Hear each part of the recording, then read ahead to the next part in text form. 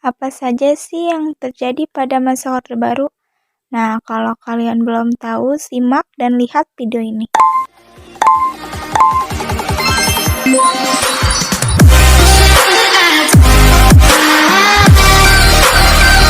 Masa Orde Baru. Masa Orde Baru yaitu sebutan bagi masa pemerintahan Presiden Soeharto di Indonesia. Akhirnya Orde Baru diawali dengan dikeluarkannya Surat Perintah 11 Maret 1966 dan masa Orde Baru berlangsung dari tahun 1966 sampai 1998. Dan dalam jangka waktu tersebut pembangunan nasional berkembang pesat.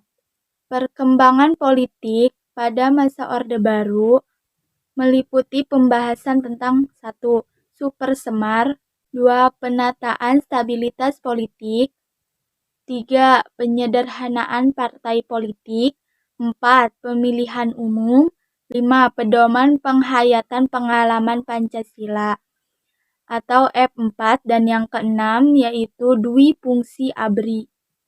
Pasca penumpasan G30 SPKI, pemerintah ternyata belum sepenuhnya berhasil melakukan penyelesaian politik terhadap peristiwa tersebut. Hal ini membuat situasi politik tidak stabil. Kepercayaan masyarakat terhadap Soekarno semakin menurun, dan dalam waktu yang bersamaan, situasi ekonomi yang semakin memburuk mengakibatkan harga-harga barang kebutuhan pokok melambung tinggi. Kondisi ini mendorong para pemuda dan mahasiswa melakukan aksi-aksi demonstrasi menuntut penyelesaian yang seadil-adilnya terhadap pelaku G30 SPKI dan perbaikan ekonomi. Dan pada tanggal 12 Januari 1966, mahasiswa, pelajar, dan masyarakat mengajukan 3 tuntutan rakyat atau tritura. Adapun isinya yaitu 1. Bubarkan PKI, 2. Bersihkan Kabinet Kora dari unsur-unsur gerakan 30 September, dan yang ketiga turunkan harga. Tuntutan rakyat agar membubarkan PKI ternyata tidak dipenuhi. Untuk menenangkan rakyat, Presiden Soekarno mengadakan perubahan Kabinet Dwi Kora menjadi Kabinet 1000 Menteri. Perubahan ini belum memuaskan hati rakyat karena di dalamnya masih terdapat tokoh-tokoh yang terlibat dalam peristiwa G30 SPKI. Pada pelantikan Kabinet 100 Menteri tanggal 24 Februari 1966, para mahasiswa, pelajar, dan pemuda memenuhi jalan-jalan menuju Istana Merdeka. Aksi itu dihadang oleh pasukan Cakrabirawa sehingga menyebabkan bentrok antara pasukan Cakrabirawa dengan para demonstran yang menyebabkan gugurnya mahasiswa Universitas Indonesia yang bernama Arif Rahmat Hakim. Insiden berdarah ini ternyata menyebabkan krisis politik semakin memuncak. Guna memulihkan keamanan negara, tanggal 11 Maret 1966, Presiden Soekarno mengeluarkan surat perintah terhadap Letjen Soeharto untuk mengambil segala tindakan yang dianggap perlu dalam memulihkan keamanan dan kewibawaan pemerintah, dan surat itu dikenal sebagai Surat Perintah 11 Maret atau Supersemar. Adapun isinya adalah pemberian mandat terhadap Letjen Soeharto selaku Panglima Angkatan Darat dan Pangkop Kamtib untuk memulihkan keamanan dan kewibawaan pemerintah. Keluarnya Supersemar dianggap sebagai tonggak lahirnya untuk memulihkan keamanan dan kewibawaan pemerintah. Keluarnya Super Semar dianggap sebagai tonggak lahirnya Orde Baru dalam memulihkan keamanan dan ketenangan, stabilitas pemerintah. Keesokan harinya setelah menerima Super Semar, Letjen Soeharto membubarkan dan melarang PKI beserta ormas-ormas yang bernaung atau senada dengannya di seluruh Indonesia terhitung sejak tanggal 12 Maret 1966. Letjen Soeharto juga menyerukan kepada mahasiswa dan pelajar untuk kembali ke sekolah. Selanjutnya, tanggal 18 Maret 1966, Letjen Soeharto menahan 15 orang menteri yang terlibat dalam G30 SPKI. Setelah itu, Letjen Soeharto memperbarui kabinet dan membersihkan lembaga legislatif termasuk MPRS dan DPR gotong royong dari orang yang terlibat G30 SPKI. Penataan stabilitas politik pada tanggal 12 Maret 1967, Sidang Istimewa MPRS menetapkan Letjen Soeharto sebagai pejabat presiden. Dan kemudian pada tanggal 27 Maret 1968, MPRS mengukuhkannya sebagai presiden penuh. Dengan dikukuhkannya, Letjen Soeharto sebagai Presiden Indonesia memasuki masa kepemimpinan yang baru, yaitu masa Orde Baru.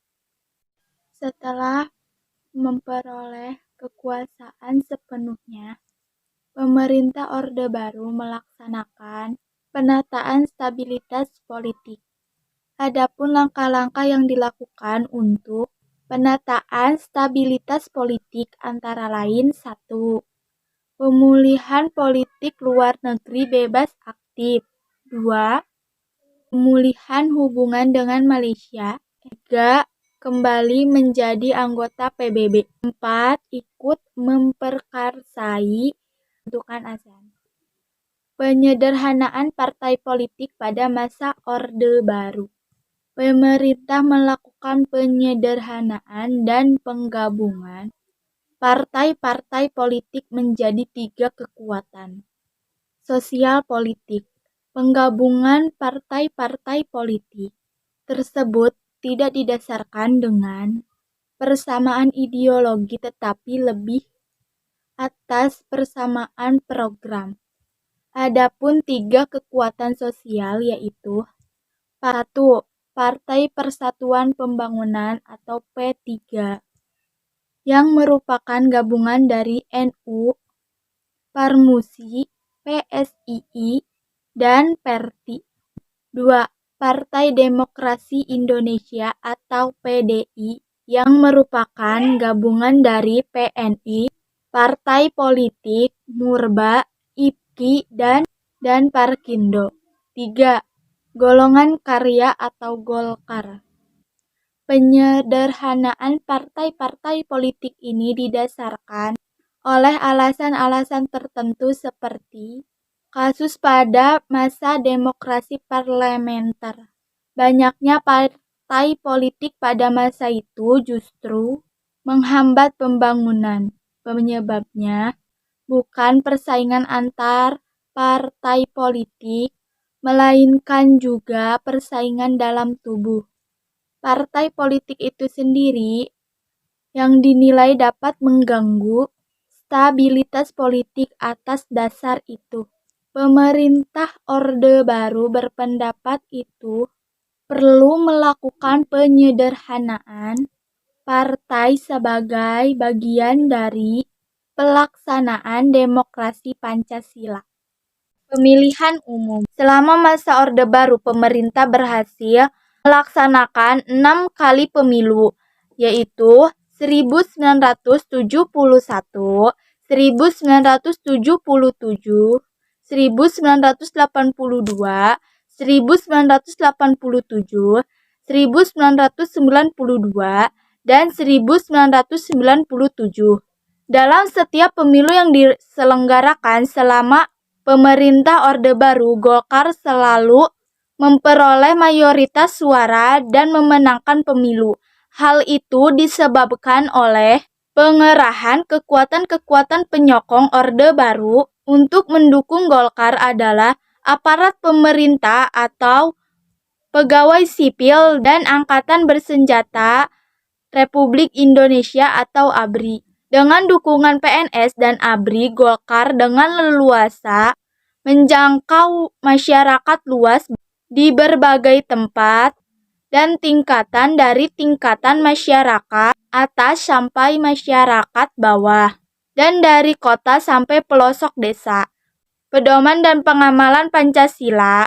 Pada tanggal 12 April 1976, Presiden Soeharto mengemukakan gagasan mengenai pedoman untuk menghayati dan mengamalkan Pancasila yang terkenal dengan nama Eka Prasetya Pancakarsa untuk mendukung pelaksanaan Pancasila dan Undang-Undang 1945 secara murni dan konsekuensi. Oleh karena itu, sejak tahun 1978, pemerintah menyelenggarakan pendaftaran P4 pada semua lapisan masyarakat.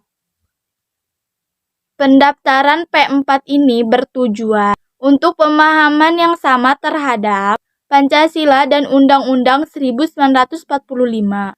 Dwi fungsi ABRI-nya adalah bahwa ABRI memiliki dua fungsi, yaitu sebagai pusat kekuatan militer yang melindungi segenap bangsa Indonesia dan fungsi sebagai kekuatan sosial yang secara aktif melaksanakan kegiatan-kegiatan pembangunan nasional. Dengan peran ganda ini, ABRI diberi izin untuk memegang jabatan dengan pemerintah termasuk wali kota, pemerintah provinsi, duta besar, dan lainnya. Setelah berakhirnya masa kepemimpinan Orde Baru, dui fungsi ABRI mulai dihapuskan.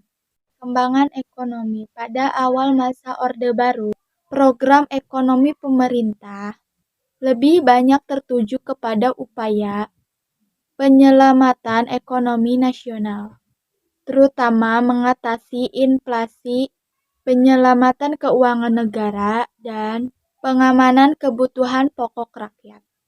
Dalam melaksanakan program ekonomi, pemerintah menetapkan kebijakan jangka pendek dan jangka panjang. Program tersebut dapat terlaksana dan berhasil menjadikan ekonomi Indonesia berkembang pesat. Program jangka pendek diwujudkan dengan stabilitas dan rehabilitas ekonomi. Pada tahun 1966, tingkat inflasi mencapai 650%. Maka pemerintah tidak dapat melakukan pembangunan dengan segera, tetapi harus melakukan stabilitas dan rehabilitas ekonomi terlebih dahulu. Stabilitas yang dimaksud adalah stabilitas kendalian inflasi supaya harga-harga tidak melonjak terus secara cepat. Sedangkan rehabilitas yaitu rehabilitas fisik terhadap prasarana-prasarana dan alat-alat produksi yang banyak mengalami kerusakan.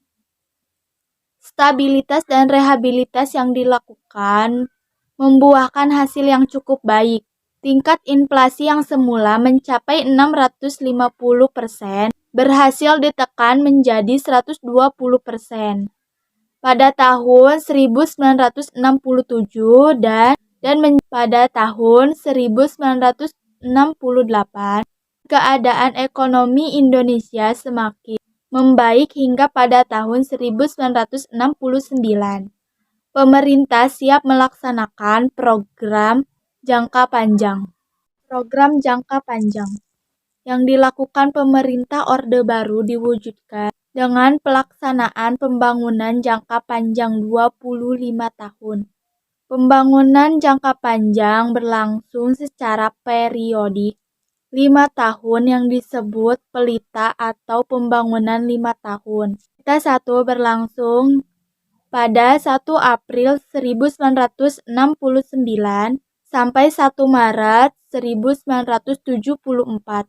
Sasaran yang hendak dicapai adalah pangan, sandang, perbaikan prasarana perumahan rakyat, perluasan lapangan kerja, dan kesejahteraan rohani. Pelita 1 lebih menitik beratkan pada sektor pertanian. Pelaksanaan Pelita 1 telah membuahkan hasil yang cukup menggembirakan, antara lain, produk beras meningkat dari 11,2 juta ton menjadi 14 juta ton. Pertumbuhan ekonomi rata-rata 3% dan menjadi 6,7% per tahun. Pendapatan rata-rata penduduk dari $80 Amerika dapat ditingkatkan menjadi $170 Amerika. Tingkat inflasi dapat ditekan menjadi 47,8% pada akhir pelita yang pertama. Pelita 2 berlangsung pada 1 April 1974 sampai 31 Maret 1979. Sasaran yang akan dicapai pada masa ini adalah pangan, sandang, perumahan, sarana dan prasarana, penyejahteraan rakyat, dan memperluas lapangan kerja. Pelita yang kedua berhasil meningkatkan pertumbuhan ekonomi rata-rata penduduk 7% per tahun, dan tingkat inflasi berhasil ditekan menjadi 9,5%. Pada sektor pertanian telah dilakukan perbaikan dan pembangunan jaringan irigasi pada sektor pertanian. Pelita 3 berlangsung pada 1 April 1979 sampai 21 Maret 1984. Pelita yang ketiga lebih menekankan trilogi pembangunan yang bertujuan terciptanya masyarakat adil dan makmur berdasarkan Pancasila dan Undang-Undang 1945. Pelita yang ketiga ini lebih menitik beratkan pada sektor pertanian menuju swasembada pangan, meningkatkan industri yang mengolah barang baku menjadi barang jadi. Pelita 4 berlangsung pada 1 April 1984 sampai 31 Maret 1989. Pelita ini menitik beratkan pada sektor pertanian menuju swasembada pangan, serta meningkatkan industri yang dapat menghasilkan mesin industri sendiri, baik industri berat ataupun ringan. Karena kesuksesan dalam swasembada pangan, Indonesia mendapatkan penghargaan dari FAO atau Organisasi Pangan dan Pertanian Dunia pada tahun 1985. Pelita 5 berlangsung pada 1 April 1989 sampai 31 Maret 1994. Pada pelita ini menitik beratkan pada sektor pertanian dan industri untuk menetapkan swasembada pangan, produksi pertanian, produksi hasil pertanian lainnya, dan sektor industri khususnya industri yang menghasilkan barang ekspor, industri yang banyak menyerap tenaga kerja, industri pengolahan hasil pertanian, serta mesin-mesin industri. Pelita 6 merupakan pembangunan awal jangka panjang tahap kedua. Pelita ini menitik beratkan pada sektor ekonomi, industri, pertanian, serta pembangunan dan peningkatan kualitas sumber daya manusia sebagai pendukungnya. Pelita ini direncanakan pada tanggal 1 April 1994 dan berakhir tanggal 31 Maret 1999. Namun pada tahun 1997 Indonesia mengalami krisis keuangan yang berlanjut, krisis ekonomi dan akhirnya menjadi krisis kepercayaan terhadap pemerintah. Akibatnya Pelita 6 tidak dapat dilanjutkan sesuai dengan yang direncanakan. Itu saja yang ingin saya jelaskan. Maaf jika ada kesalahan kata. Thanks for watching. Bye. See you in the next video.